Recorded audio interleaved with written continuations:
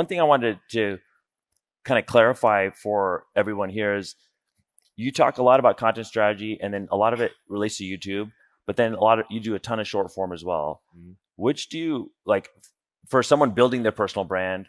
Where should they start? Where should they double down, or is it all of the things? Like where should they kind of Yeah. focus? So Want me to edit your YouTube or TikTok videos and go viral? Click the link in my description or in my bio for my video editing services. I think it's helpful to think like, okay, what is advertising? Advertising is just letting people know about your stuff. And so as many ways as you can let as many people as possible know about your stuff, great. So then it comes down to return on resources.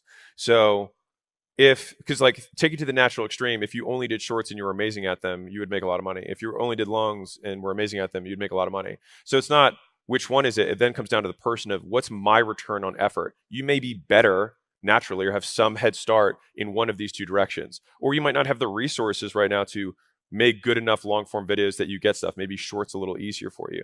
Then in that case, if you look at this much effort that I'm going to be putting in, then you do have an absolute A-B answer of like, no, shorts is what I should do because given these resources, I'll get a higher return on it. And so that's very much between your resources and your skill sets. But Yeah. we started with shorts because I could put out more of them and I did them once every 90 days. So a team would fly out, I would sit there, I'd record 100 in one sitting, and then that was it. And then I would go back to work. And then people will watch them and I Yeah. had to make more. And then, so that's how many of us discovered you is through the shorts. And then we found your long form and all that stuff. But I think like people don't have that budget, that big budget to get started, or maybe they do. I mean, time budget too. Time budget. Yeah, when I see thing. resources. Yeah, sorry.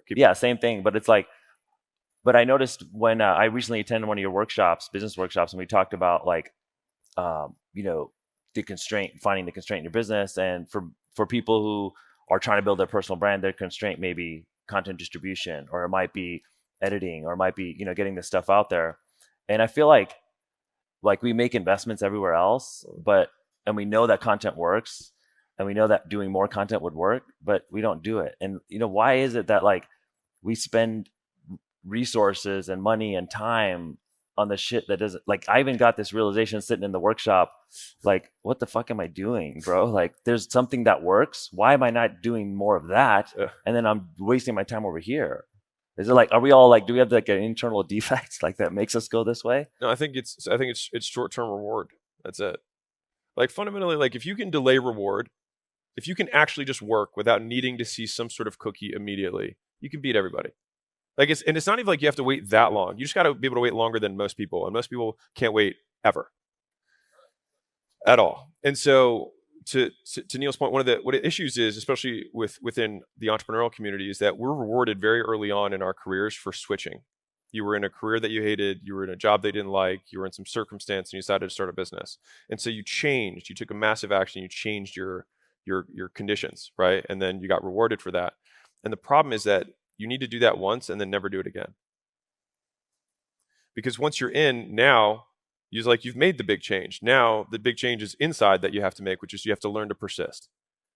And a lot of that looks like facing the unknown and having no idea what you're going to do and taking steps anyways under the faith that with each step you will learn a little bit more and get a little bit better and you'll be able to see one step ahead. And that's all it is. And that has not changed in my entire entrepreneurial career. People ask me what my 5-year plans are. I'm like, I don't know, because 5 years from now I'll have so many options I can't see. But I know that today I need to do this. And it's the same thing I had to do yesterday. And I will keep doing it until we get to this point, because then that will open up other options. Want me to edit your YouTube or TikTok videos and go viral? Click the link in my description or in my bio for my video editing services.